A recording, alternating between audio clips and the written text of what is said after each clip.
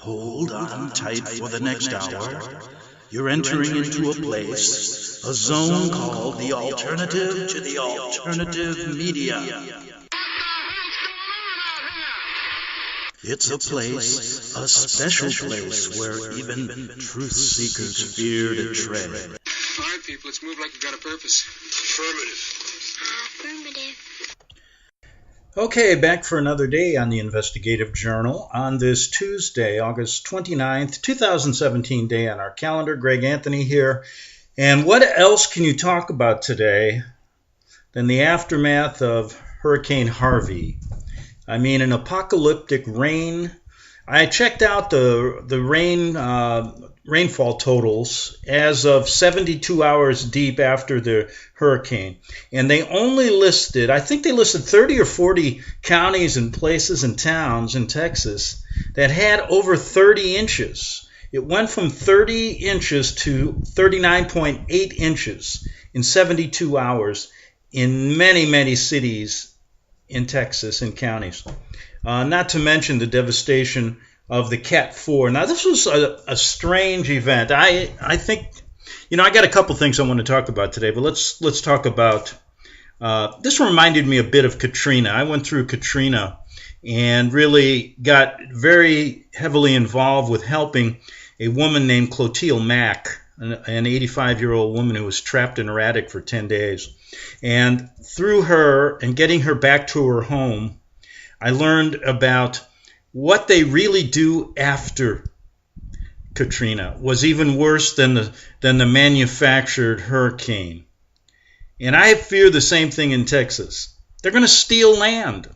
They're going to take land and take people's homes. I remember when the 9th Ward in Katrina was hit hard, the people were evacuated out. Now, Clotilde Mack didn't want to leave, but they took her to the Superdome, then took her on a bus against her will to a nursing home in another state. And that's when I ran into her, and she said, I want to get out of here, but they won't let me go, so we got her out. She was basically kidnapped. Then, because the nursing home wanted to level a $20,000 bill on her, even though she wanted to leave from the first day, and they were going to put a lien on her house. Now, I made sure that didn't happen. And then basically, the story got a good play because we went and rescued her in my motorhome and then took her back to her home. And the senator from Louisiana, was notified of this. And she made sure that one of those 3,000 FEMA trailers they never used was brought right to her. And that was the transition. Then to make to be really cool about it, I figured, since I rattle the cage of the Vatican all the time, I'm going to call Catholic Charities and make them and see if they'll fix her house for free. And they did. They did. So she was one of the few on her block that ever got back. The rest were never came back, and then the property was sold pennies on the dollar. So imagine what they're going to do in Texas. Now we got 40 inches of rain, and it's just the beginning. They say 50. It could even go higher. This is apocalyptic rain. This is like the Noah's Ark, the flood. This is like the gates of hell opening up, right? Maybe the only difference is this was manufactured by evil people. They're trying to outdo the Creator and be the masters of Earth, right? I mean, in the last couple of days, I've researched and done pulled a few articles together on people who talk about geoengineering, the weather modification, chemtrails, and other things going on that are just bizarre as far as how they're trying to ionize our atmosphere so that they can do so many different things with electromagnetism, screwing up a lot of different things. But it's a different world, and it's going to really get worse.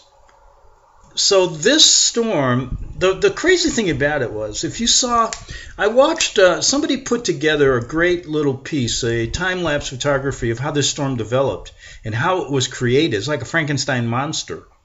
But even 3 days out, this thing wasn't even a tropical storm, and then magically it turned into a Cat 4.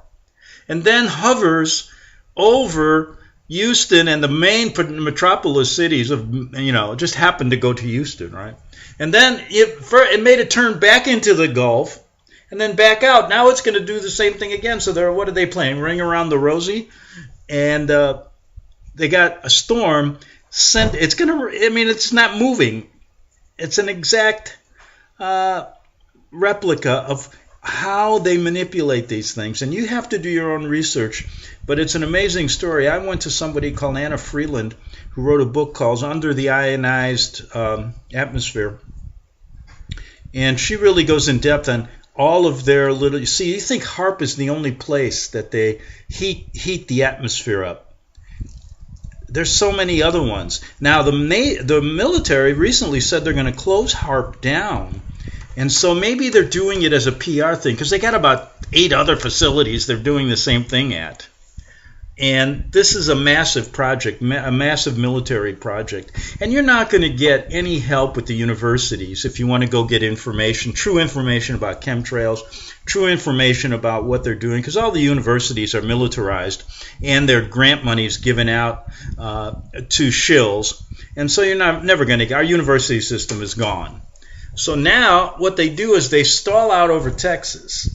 And this is, if you watch some of the clip, I know Houston a bit. I've been there a number of times. My brother lived there for a while. In fact, my niece was there teaching 2 years ago. I'm glad she's out now. She's in law school at Berkeley.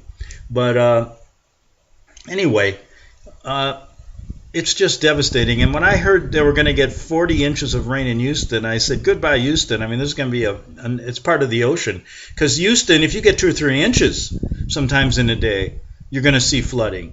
Because I was there one summer. I mean, the most I went to visit my brother in the summer, and this was years ago. And I'll tell you, it was the most. I never left my house. The humidity was 100 degrees. It was 100 degrees. Imagine the kind of things that are going to go on in Rockport. That's a little small town near Corpus Christi where they took the brunt of Harvey when it hit land. Their city's 40% destroyed. They have no water, no power, no electrical, no sewer. And what they're fearing is that it's raining inland and all that water is going to come back when the rivers crest. So they're going to get a double whammy. And they don't have room for people. People don't know where they're going. This is a planned event. One of the, I said on one of my little articles I put up on my website, I said, when are people going to realize that you cannot trust the Vatican-led New World Order and all of their puppets in governments? Don't trust one word they say. And when you say, we're going to, this was I love the media, natural disaster. This was a man-made, manufactured, geoengineered hurricane and tropical storm that's going to dump by the time it's over, you bet there'll be places upwards of over 50 inches of rain. No city can withstand that, and they know it. And so they stall a storm out going 2 miles an hour. Now, I've never seen anything like it. In the old days, when storms really were not manufactured, they kind of go in and they go out, get some rain. You get hit hard every now and then, sure, but nothing like this. And this is the tip of the iceberg, folks, of what they plan. Now, I predict either a huge nuclear attack coming soon, power grids going out, and just look what they're heating up the atmosphere. It's 120 degrees. I got a friend that lives in Temecula, and she was telling me it's going to be 108 to 110 degrees there for the next 2 or 3 days. You go farther in, it's going to be 115. This is unheard of. And they're heating the atmosphere up with all of these places that are similar to HAARP. And go and research it, get all the technical stuff you want. And please, don't email me and say, Greg, you're off base, they can't control the weather. They've been doing weather modification since the 40s that we know of. And that was just crude types of things where they shoot bullets into the air, ionized or iodized bullets or whatever they are, that can cloud seed. But this is far more advanced than that. This is steering. This is actually electromagnetizing and heating up the atmosphere.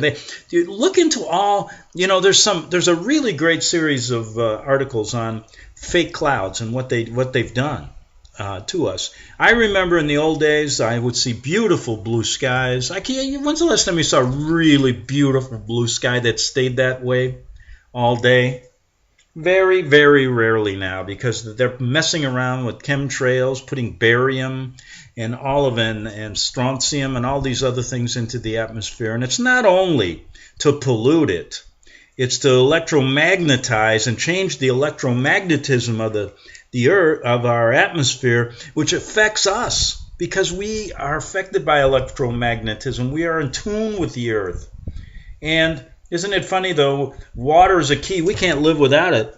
So what are they going to do? Destroy us with it? Too much is no good, right? And that's evident in Houston. But anyway, what else can you say about it? All I can say is you never know what they have up their sleeve. And now they're going to see the real sad thing about this is they're going to profit from this. It isn't going to be the people. They've already got people. I was listening. They did the same thing in Katrina. They're busing these people some way out to Dallas, even farther than that. So why? So they never come back? Or they're told some bogus story like they were in Katrina? Now, they were told, Clotilde Mack was told that her house was demolished. She could never live in it again. That's why they had to keep her in the nursing home. And I said nothing. And she said, Greg, please get me out of here. I don't have any family left. And they're keeping me here hostage. I want to go. So finally we did. We got her out. And it was a hell of a job. The cops, this was great because I was in, where the heck was I? Broadcasting this. And what we did is I put out on my radio show that I need somebody to drive my motorhome from, I believe I was in Idaho at the time, Idaho to, she was somewhere in Tennessee, no, in an adjoining state or somewhere in Tennessee in a nursing home. They took her all the way from New Orleans to Tennessee somewhere. Yeah, Greenville, I think. And so I had talked to Clotilde. I said, I'm going to get my motorhome there to pick you up and then take you back home. She said, please do. I got to get out of here. They won't let me go. So I put out a note on my show that I need somebody to drive my motorhome there because what I want to do is I don't have a lot of money and I'll be on the radio and we'll be getting money sent through the show and distributed at different Walmarts and stuff so you can make the trip. So I get this guy named Joe Tittinger and didn't know him from Adam. He flies out to Idaho, gets in my motorhome, turns out to be a really great guy, and ends up, and it could have been I was really naive, it could have been some COINTEL guy. I didn't care at the time. I said, come on, there's got to be one true person in the world that'll help, and he did. He got in that motorhome, and here's the deal. This is how crazy these people are. The story got out, and because people were listening to my show, and we were raising money all the way for gas, and he would stop at a Walmart, pick it up, and go. And the story got out prior to him getting there to one of the big newspapers. And they depicted us as radicals who were coming to try to steal this woman away, right? That we were crazy. It was complete nonsense. And so when Joe got there at 3 a.m, he went to the back of the nursing home, knocked on the door, and they said, she's not leaving tonight. And he said, well, what should I do? Meet us in the Walmart parking lot at 9 a.m. tomorrow. So Joe relayed that back to me, and I'm talking to him on my cell phone. And I said, Joe, it's 3 a.m. Is there anywhere you can park that motorhome not on their property? He says, yeah, there's a church right across the street. I said, go over there and just park your motorhome and go there at 9 a.m. like they said. Don't do anything else. And don't get out. Don't drink anything because they'll be watching you. Now, you gotta admit, this is so funny because I had no tags on that motorhome. And I told Clotilde that if anybody asks, I just sold you my motorhome for $1. It's yours, and you want to go get tagged and do everything because you want to get out of here, and you can't tag the motorhome on a new sale if you're stuck here. So officially it was her motorhome at the time. So Joe's there, and he calls me back and says, yeah, 2 squad cars just came up. And I said, well, what are they doing? He said, well, I cracked open a beer because I was thirsty. I said, okay, fine, don't drive. Just don't drive. And go to the window and see what they want. And they said, well, who are you? Are you here to pick up Clotilde Mack? The cops knew. He says, yeah. He said, okay, we'll be in the parking lot at 9 a.m. at Walmart right in town. So 9 a.m. comes. And guess what? I was there because he had me on the cell phone. Here's what happened. He said he pulls into the Walmart parking lot. Now, here's the deal. We are authorized by Clotilde to pick her up and take her home. They made a big deal out of it because they didn't want people to go back to find out the truth. They told her home was demolished. She could never live in it again. That's what they told everybody. Then they were going to sell it. Or the nursing home was going to put a lien on it, like 20 grand, even when she was being held hostage. So guess what? Here's the scene at the Walmart. He says, I'm surrounded by Homeland Security, state cops, local cops, sheriffs, and they've surrounded me. Now they're coming to the door and they want to do a search. And I said, Joe, say this exactly. You know you need a warrant, but in lieu of wanting to get Miss Mack home, in her motorhome, ask her. And then I said, after you say that, say, no, you can go look, because there was nothing in there. And they went through everything looking for something, and my only hope was that they weren't going to plant something, which they didn't. Thank God. That was my one hope. So they get out, and then guess what? There's a standoff. It's kind of like at the OK Corral. Joe said he walked out. Clotilde was there with the police, and they were kind of holding her back. And the cop says to Joe, we are not going to allow you to take this woman. We will take her home. And Clotilde looked at them and said, get your hands off of me. That's my motorhome. These are my friends. I'm not going with you. I'm going with them. And that was the end of it. He said that they tailed him all the way to the border of Tennessee. Then they let him go. Clotilde asked if she could go visit a long-lost friend in Louisiana on the way in. And we were trying to get her home for Christmas. I promised her Christmas. We missed it by, 5 days. And we at least got her home for New Year's. And so Joe said he stopped there for the evening, had dinner with her friends and some long-lost cousins. And then Joe continued on to Louisiana. Now we're still raising money to get her there.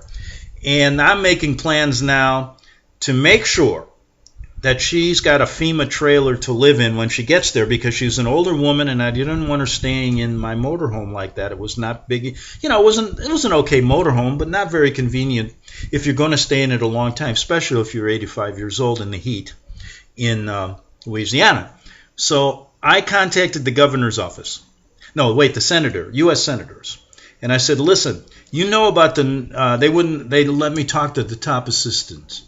I said, about the Clotilde Mack story, and I'm sure you've heard all about it now, because they wrote another story that ended up in the Louisiana newspaper about this. And they said, yeah, we're aware of it. And I said, well, listen, here's our request. I'd like one of those nice spanking brand new trailers that you're not using. You got about 3,000 of them parked outside of not far from New Orleans. Why didn't you use them for the people instead? And why'd you ship them all out? You didn't even use the trailers. Why'd you ship all these people out? Many never came back, and they didn't have an answer for that. So they said, yes, okay. Where would you like it? I said, well, there's a group called Common. There was a group of people that I was talking to that were helping people in New Orleans. I said, meet up at this location with her trailer. She'll stay there till we fix her house. And when she got there, the trailer magically arrived. They set it all up for her. I asked Clotilde, I said, is it comfortable? Do you have air conditioning? She says, yes, Greg, thank you. They even went out shopping for me. I said, okay, and I told them to make sure you have food for a while till you can get back on your feet. and food and everything you need. And she said, would it be okay if I had a couple beers? I said, don't worry about it. I got a friend. I'll get Joe to get you a nice six-pack. But anyway, Clotilde stayed in that trailer while I called Catholic Charities, and within 3 months, we had her house back to normal.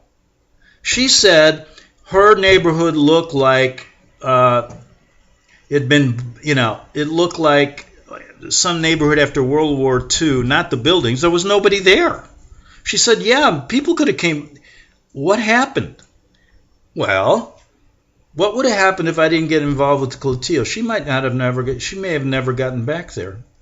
Well, anyway, to make a long story even longer, me and Clotilde kept in touch for a long time. She always wanted me to come to New Orleans, so she said she wanted to go out dancing with me. And she said, Greg, but I have to tell you something. I did lie to you one time. I said, what about what? And she said, I told you I was 83 years old. You know how women are. I said, yeah, I'm really 93. I said, Clotilde, please, don't shave. She's shaving off her age. Well, for months, she would contact me, and every weekend she'd still go to the casinos, and she was so happy to get her house back. Because, at that age, think about it. You want to stay in the place. She lived there her whole life. And to rip her away and put her in a nursing home against her will, then try to steal her house from an old woman. These are the kind of people we deal with. Evil. Pure evil. Cloaked in government. We're going to help you. We know better. We know it's not good for you to go back to your house, but we want to make money on it too. Money out of tragedy. That's what they do. And you know what? What do you think is going to happen in Texas now? This is even bigger than Katrina. Because Katrina was huge. Don't get me wrong. And there's stories there that still the truth will never be told. How about the two people I interviewed that heard the bomb go off that blew the levee the next morning? Because Clotilde told me, I said, well, how did you end up in your attic for 10 days? She said, Greg, I weathered the storm that evening. And things looked better. Then I woke up in the morning, I stepped outside, and I heard a blast. And then within 5 minutes, there's water coming into my house, and I had to rush up to the top floor. Somebody blew the levee. Bombs. And I interviewed two people that their house was right near that levee that heard them and saw the explosion. They ended up floating down in New Orleans on their roof. They survived. That's what we're dealing with. Now this one is a manufactured rain event that's going to be catastrophic. When you get that much rain, you know how many people are going to be affected on this? And how much land they're going to steal? And people are never going to come back? It's incredible what's going to happen here. And it's just beginning. It's Katrina on steroids here because of the rainfall, amounts of rain. This is unprecedented. And New Orleans is getting hit with rain bands too. So this flooding is going to be massive. What, puppy? Yeah, you're safe. And what about the animals? Somebody emailed me. This is sad. They are showing pictures. I mean, when you're in an event like that, you think these people that are causing this, really, manufactured events have people that do this. People die. They're murderers. Yes, they can be charged with murder. The people that plan this, people that carry it out. Yeah, that's how serious it is. But you think we'll ever get to the truth with these? I don't even know how to term people like this. I can't even imagine. I don't even want to be a part of humanity anymore in this country. I don't know where you go. But I tell you, there is not one shred of honesty at the top levels. You can't trust a single soul, and look what's happening. No morality in this country. Nothing. Well, we'll be back in the second half hour on the Investigative Journal. Need to take a 3-minute break. Back in 3 minutes on the Investigative Journal.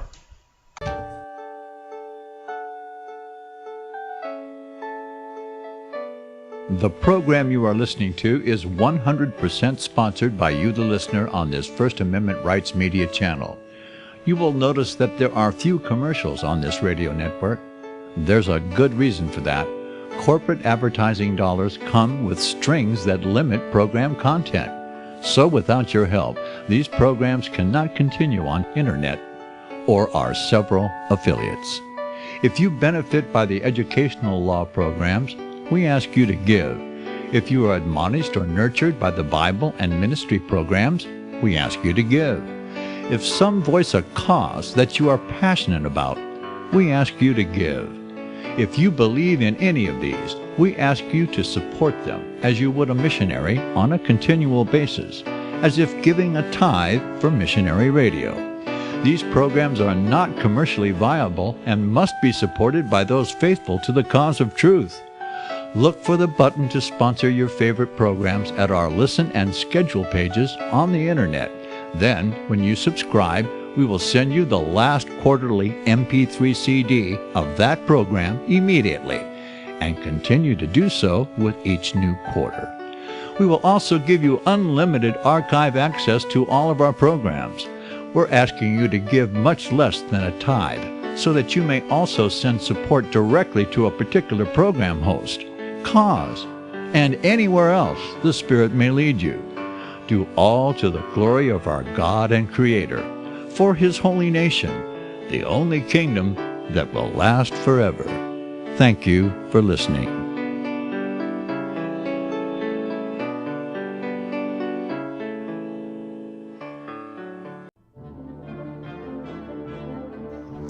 Visit crosstheborder.org, CROSS, crosstheborder.org, to get your print, EPUB, or PDF version of Nicholas Arthur's new book titled When the Third Temple is Built. That's crosstheborder.org. When it comes to prophecy today, much of the evangelical Christian world has their eyes on Israel, waiting and watching to see when the third temple will begin to be built. The plans are drawn. The Jewish people are eager. Most evangelical Christians today believe that the rapture will happen before the third temple is built. Hi, I'm Michael Eugene. I was taught that Daniel's 70th week was in the future. Is that really what the Bible teaches? Have we searched the scriptures and found this to be true? Why is it so important for a re-established Israel to build a third temple in Jerusalem? Is it necessary to build a temple on the same location already occupied by the Dome of the Rock? Is it necessary for sacrifices to take place in the temple on Temple Mount? Is there really a rapture followed by 7 years of tribulation? What is the New Testament temple? Can we identify history and prophecy? Who is the first beast in Revelation chapter 13? Who are the 7 kings in Revelation 17? I have asked all these questions, and I have found Nicholas Arthur's new book, When the Third Temple is Built, answers all these questions and more using Scripture to interpret Scripture. The Bible says that no prophecy of Scripture is of any private interpretation. Nicholas shows us in his new book, When the Third Temple is Built, how the Bible interprets prophecy and not man's private interpretation. Visit crosstheborder.org, CROSS, crosstheborder.org, to get your print, EPUB, or PDF version of Nicholas Arthur's new book titled When the Third Temple is Built. That's crosstheborder.org. The following program is labeled dangerous and off limits by the supreme Jesuit command. But stand tall, people. Listen up, and you may just learn something. Oh, dear Lord Jesus, this ain't happening, man. This can't be happening, man. This isn't happening. Okay, we are back for the second half hour, and I hope you got something out of that first half hour, reminiscing a bit about Katrina and my experiences there, as well as highlighting some really important things regarding the manufacturing of Harvey. One thing I did want to say about it that's weird is Harvey is, what's the most famous movie with the name Harvey? Of course, it's Jimmy Stewart who had this idea. He spoke to a big white rabbit. Now, white rabbits are very occultish. So, is there a connection between Harvey, the Jimmy Stewart movie, and the white rabbits? Remember at the Easter festival at the White House where the kids all come, that the big white rabbit was right next to Trump? I don't know. I just thought about that. But this half hour I want to talk about how rich is the Catholic Church and the Vatican. It's really impossible to tell. I tried to figure it out many times. I use a case called Alprin v. Vatican Bank as a guidepost to try and figure it out, because that's what Attorney John Levy was trying to do when he was suing the Vatican in federal court in the Ninth Circuit here up in San Francisco for reparations of the Vatican's involvement in the genocide in Croatia right after World War II. And during discovery, John had the right to delve into the finances of the Vatican. And he said it was like impossible to figure out anything because they had no record. It was unprecedented. If a corporation or anybody would have done this, the court would have had a fit. But they sided, of course, with the Vatican. And in the end, after John Levy, because I asked John, I said, if anybody should know how much money they have, you do, because you've been after them for a long time in a number of cases. And he explained it to me totally like this. You got to differentiate between the Holy See and the Vatican. And then you got to find out where, first of all, when you're dealing with the Vatican Bank in Rome, there's no overseeing. It's all hidden, laundered money. And the money laundering, he said, is even worse today than it was when he started the lawsuit, probably 15 years ago. And he said, Greg, it's like trying to grab a tiger by the tail or to get an alligator to sit down and eat dinner with you. There are so many loopholes and so many things, and the courts protect them, he said. He said, I could not get legitimate discovery. Questions that any corporation or any entity would have to answer under penalty of perjury. The Vatican skirts by, he said, and they're protected by the Ninth Circuit judges. So in the end, guess what? They strung his case out for 10 years, then dropped it on technical grounds, saying that there was no jurisdiction. And if you don't know much about law, which means they never got to the real meat of the case, because they said, John, you don't have standing to sue because the Vatican doesn't do business in the United States. And I said, John, what kind of nonsense is that? The Vatican doesn't do business in the United States. Now that's a new one. They're probably the richest organization in the United States and in the world. So when I get an article sent to me, and Emily Stewart tried to figure this question out in 2015, and she wrote an article called How Rich is the Catholic Church? Is it possible to tell? And I said, Emily, it's not possible, but you can give it a shot. John gave it a shot. The case was dropped. He then took it to the EU courts, because he's a licensed barrister. And they then dumped it, and now he's got it in some kind of tribunal somewhere, still trying to get the major question. Let me see your book so we can get reparations for the Holocaust, the genocide that we can prove, and they did prove it through depositions. I read the depositions because they had eyewitness testimony that came to the deposition, a former CIA agent who testified to the fact they were involved, and they stole the gold and were also involved in the killing of these people. So that's what we're up against, folks. A cover-up to the max, even in this kind of thing. So here's what I'd like to do. Let's go over Emily's article. Okay, so she goes after one of the most difficult questions you'll ever be able to answer. And let's see if she made any inroads. She said, feeling guilty about investing in sin stocks, like makers of guns, cigarettes, and alcohol products? You know, you want to get on the stock market. Do you want to put money into some of these cigarette companies just to make money while they're killing people? She said, but don't feel guilty, because over the course of history of investing, the Catholic Church and the Vatican have done much worse. In the 60s, Italian media uncovered evidence that the Vatican had invested in entities that conflict directly with the Church's holy mission. Oh, is that new? including Instituto de Farmacologico Serrano, a pharmaceutical company that made birth control pills. But they invested in it, but then they'll come out and say we're for the right to life. And Udine, a military weapons manufacturer. There have also been unconfirmed rumors of church money and firearms manufacturers Beretta and companies with activities in gambling and pornography. It has been linked to the dealings with the Nazi gold during World War II as well. Well, let's go back to this. Yes, they have interest not only investing in gambling, they own casinos. They have part interest with mafia members. They work hand in glove with mafias. Nazi gold, yeah. Hitler's mentor was Pope Pius XII. Don't you think he's going to get a cut of the action? And what about the Albuquerque Vatican bank case I just mentioned? She goes on to say the Vatican has a history of corruption. That she's correct. I'd say a pretty long history. Let's say ever since it was started. And it's a notoriously opaque institution. Sexual abuse accusations and constant cover-ups have put it in the headlines most recently, but it has been a center of numerous scandals over the years. You know, this is like, for me, this is like, you know, if I was in a class right now, I'd be bored.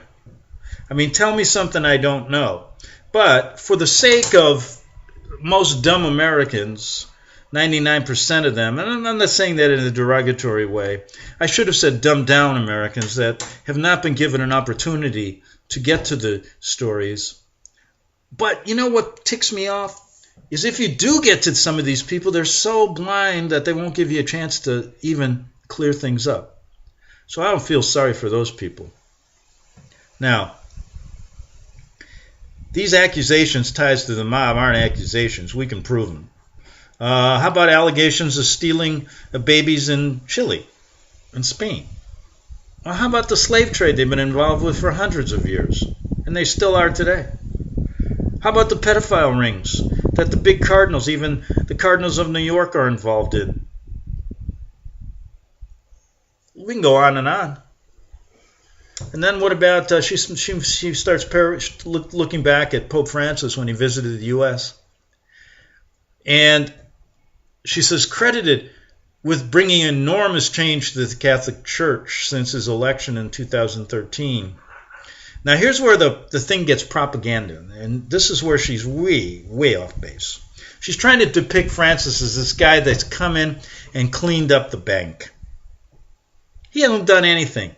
I just had a big discussion with John Levy about this. They've done absolutely nothing. It's all words. They come out and they say, yes, we're cleaning up the corruption, but then the corruption goes on.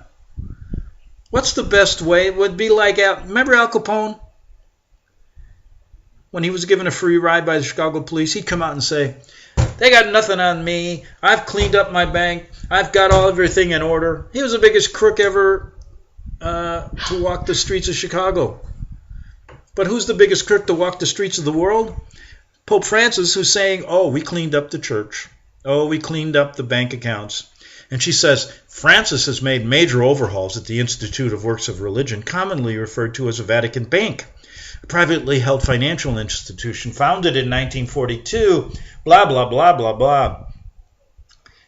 He has not done a thing, and he only says it. And let me tell you, from inside sources in Rome, it's worse today, Emily. So I don't know where you're coming from on this. But this is the kind of stuff you got to deal with. You know, even the people that come out and try to do something, they don't get the straight and narrow. They think Francis is some kind of hero. The bank has faced numerous scandals over the years, yeah. One of the most, this is the one. She thinks she knows a lot here. Let me tell you, I was right there. I saw it all. This is nothing. The collapse of the Banco Ambrosiano, in which the Vatican Bank was the main shareholder. The Italian bank went under after making what was estimated at $1.4 billion in unsecured loans to dummy companies in Latin America. At the center of the investigation, she gets into Calvi, Archbishop Marcinkus, the head of the bank. In the wake of the scandal, Calvi was found dead, hanging in the Blackfriars Bridge. She said from a bridge. It was the Blackfriars Bridge in London. In what is largely believed to be a fake suicide. Yes, it was a fake suicide. Then they were caught up recently in this scandal with Monsignor Nunzio Scarano, who was an accountant at the bank that managed the church's real estate investments. Was arrested when he tried to smuggle 20 million euros in 2013 when the plot was uncovered into Italy, allegedly on behalf of the Amico shipping family. He told authorities he stood up to gain 2.5 million on the deal. What do these priests do with this money?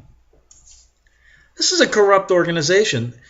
I don't know how anybody can be a member of the Catholic Church. I really don't.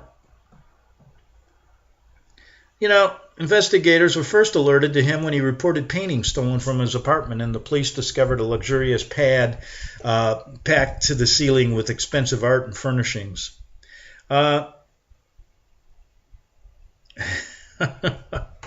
Here's where I picked this article out because I just can't believe people think things are better there. She goes, things have come a long way since then. In fact, Scarano's arrest could be seen as part of the move towards reform. Are you kidding me, Emily? Are you really kidding me? You think there's going to be reform? Come on. You must be writing for these people. The Vatican passed its first legislation against money laundering. You know, I'm about ready to throw up here. You think they're not money laundering today even more? The best way to get... Okay, look. Why doesn't somebody hold them accountable for all their corruption before you start saying that they're making amends? This is not amends. They should all be in jail for life. The church should be shut down. You can't just say, oh, they were bad in the past, but now they're okay. They've changed their ways. But what about everything in the past, Emily? You're just going to give them a free ride? And now say everything's okay? She writes for them. She's got to write for them. And this is what ticks me off the most, is people read this and believe it.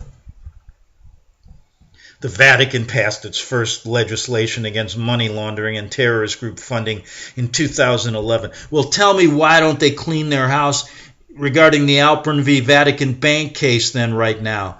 You want to know some other things they're not talking about?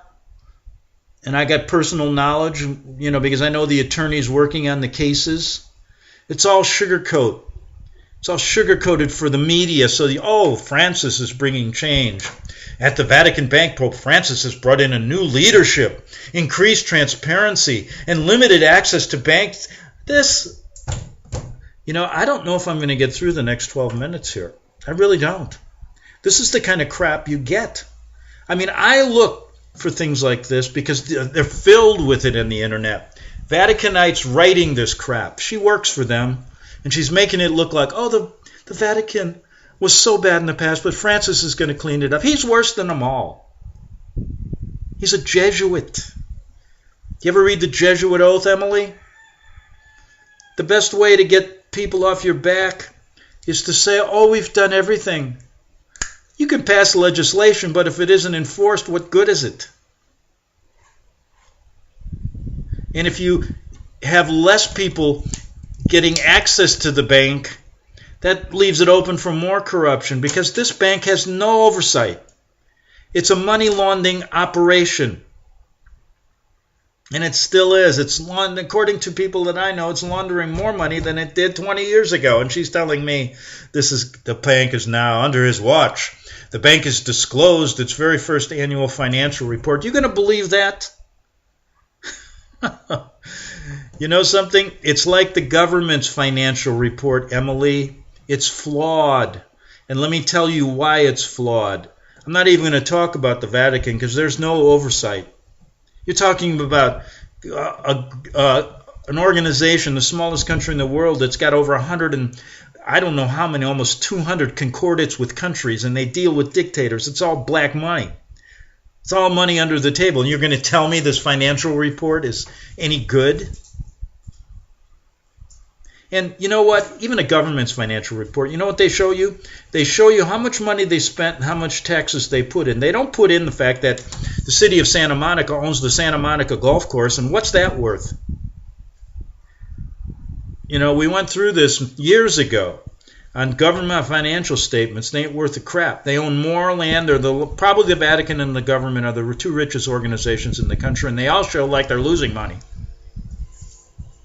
because their financial reports are flawed. They don't have to show their investments. They don't have to show that this congressman or they decided to invest your hard-earned tax money into a deal that went sour, or a deal on condominiums that made them a lot of money. Where does that money go? A lot of times it lines the pockets of the politicians and the people who get the contracts. And in the case of the Vatican, they're getting money all over the place. And you're telling me that Francis is now the savior of the Vatican Bank? Give me a break. I'm going to tell you a story, Emily. Remember Pope John Paul, before John Paul II? He really wanted to clean up the Vatican Bank, and they killed him. And I got eyewitness people talking about it still. I know someone talked to him 10 days before, and that was one of his things he wanted to do, and he was killed. Do you think they're going to allow Francis to do? Come on. This is such a joke article. And, then she gets into a number of things here. She starts talking about this guy Valley and Joe Valley, who wrote these transparency stories, and this guy saying, things look like they're on the reform process. They're having a tough time moving into the world of the 21st century transparency, said Gerald Posner, an American investigative journalist and the author of the 2015 book God's Bankers, A History of Money and Power. And he's probably right here. I think Posner, I haven't read this, but I have read certain excerpts. And think of the Vatican Bank as sort of the equivalent of the Federal Reserve. We know everything the Fed does. We get minutes from the meetings. Here they're investing literally billions, but it's always in the dark, and they don't know how to operate any other way. Well, listen, the Federal Reserve, Mr. Posner, is probably the biggest crooked organization. Who do you think started the Federal Reserve? The Vatican. So, we got a lot of work to do. And, a lot of times this stuff, Avro Manhattan and his stuff was probably the best. And I'm not even going to read this because it is just so outlandish what they're telling you as far as their investments. They give you, the Vatican Bank's 2014 report lists its total assets. And they, at $3.6 billion, give me a break. That's chump change. Here's a great line in her article. In the United States, where financial transparency is strong and corruption not as common, where does she come from? Is she on a different flat earth than me? Does she come from a different human race? Or is she covering for these people? Don't tell me we're transparent in our finances here. Do you know anything about the Federal Reserve? That it's not federal? It's the biggest scam organization known to man? And you're telling me we're transparent? And then she goes, in fact, thanks to the way the U.S. legal system is set up, it may be the place where the church's holdings are most opaque. Give me... I got to end on that. This woman has no idea of the truth. And she writes this crap and probably gets paid well for it. When I say the world is upside down, these stories show you how it is. You start out with a simple question like, how rich is the Vatican? Then you got to listen to liars like her, and she's got to be working for them. She can't be just maybe she's just some stupid stooge. I don't know. But it's ridiculous. And to listen, to look at the legal system in the United States and say, they're going to have a tough time in hiding the truth here. Did I just not mention the Alpern v. Vatican Bank case as a benchmark? The judges are corrupt. Remember what Sherman Skolnick said? The most endangered species in this country is an honest judge. And they cover for the Vatican. The Vatican does what they want here. They can hide. They work with criminals. They work with the mob. They work with crooked politicians. There's not one honest politician around anymore. And if he is, he's not going to be around very long. What about the Clintons? If Miss Emily here, if our system is so non-corrupt? How do we allow the killing family of the Clintons to money launder, to do everything under the sun in this country without any justice? Ask yourself that. And you give me this bogus article that people are going to actually believe you. Let me set the record straight. Francis and these people are Satanists. They'll do whatever they can to get ahead. They don't care about their criminal justice system doesn't work. It covers for them. And if a judge doesn't play ball, they'll kill him. If they can kill presidents, they can kill anybody. And you're telling me that Pope Francis is the savior of the banking system and that the United States legal system and our government is very transparent? You've just made my day, because I wanted to get angry today about something, and I didn't want it to be over a stupid thing, like not being able to find my socks, or getting mad because the car didn't start. Well, that hopefully never happens. And what else? I could think of 100 other little things I could have gotten mad over today, because I was just looking for one thing. And I didn't want it to be something stupid. I also didn't want it to be, if somebody I met said something wrong to me today, I could have blew up. That's the mood I was in. So I'm glad I read this, because now I'm done. I'm over. I'm not going to get angry anymore today. No, I'm done. I found what I wanted to get angry about. I needed to get angry. Now I'll blow it over and I'll feel good. I'll be smiling. Have a good evening. And it reminds me of like when I lived in Italy. Oh, I miss it. Living in Mexico is a little better. Spanish people are a little more open, but they're a little more closed than Italians. I used to love Italians. They'd argue over anything. And then the next minute they'd be kissing each other. Let off a little steam. Don't be afraid. Say what's on your mind. That's what I did today. But what better subject to get angry about than a stupid woman writing this article and making the biggest of errors, and people are going to believe it. And either she works with them or she really doesn't get it. And whatever it is, she shouldn't be allowed to do that. Really not. If it was my world, that article would have been pulled a long time ago. And if I was her editor, I'd say, Emily, you got a long way to go, but don't hand me this crap. If you want to do a real story on the Vatican, I'll get you some sources here, and then you come back with something that's worth it. But that's what we deal with in this world with the journalists. Why? I am even disgusted that I was a journalist. Really. I mean, I picked that because I was so naive. I said, there's freedom of speech. I'm going to be a hero. I'm going to tell the world everything. And you know what? You can't ever get to the truth. You can, it's like talking to 30. I might as well have a little phone conversation with people. As many people that listen to the truth in this country, especially if you're on a Christian station, they just turn it off as soon as they hear the word Christian. But anyway, I'm all out of time. I got angry at what I wanted to, and I'm going to have a good, happy evening. I hope you do too. See you back tomorrow on the Investigative Journal. The book of Revelation says, the spirit of prophecy is the testimony of Jesus Christ. This is at the very heart of FirstAmendmentRadio.com. In that spirit, we have created the Prophecy Reality News app for all of your mobile devices, streaming First Amendment Radio 24 hours a day, 7 days a week. Available for your Apple, Android device, and smartphone, absolutely free. Get the Prophecy Reality News app installed today so you can listen to First Amendment Radio wherever you are. The Prophecy. Since the beginning of time, kings have sought it, nations have fought for it.